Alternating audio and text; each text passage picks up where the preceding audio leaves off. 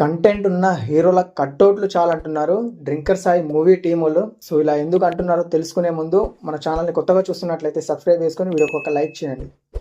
రీసెంట్గా రిలీజ్ అయిన drinker Sai movie నుంచి మూవీ టీం ప్రమోషన్స్లో అయితే మన స్టార్ హీరోల కట్అవుట్లతోనే ప్రమోషన్ చేశారు. ఇది ఒక కొత్త ట్రెండ్ సృష్టించినట్టు అవుతుంది.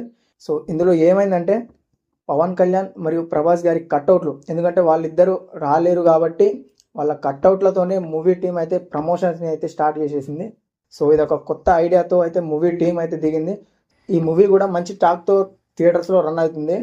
ప్రభాస్ అన్న కూడా ఈ మూవీ గురించి ఇన్స్టాలో అయితే స్టోరీ పెట్టడం జరిగింది. ప్రభాస్ అన్న స్టోరీ పెట్టిండంటే మ్యాక్సిమం ఆ సినిమాలో కంటెంట్ ఉంటుంది.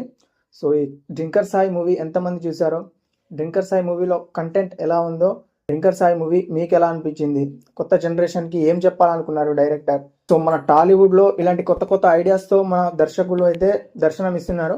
సో వీళ్ళ గురించి మీరేమనుకుంటున్నారు కింద కామెంట్ చేయండి. ఇలాంటి మరిన్ని వీడియో అప్డేట్స్ కోసం మన ఛానల్ని ఫాలో అవ్వండి. Thank you.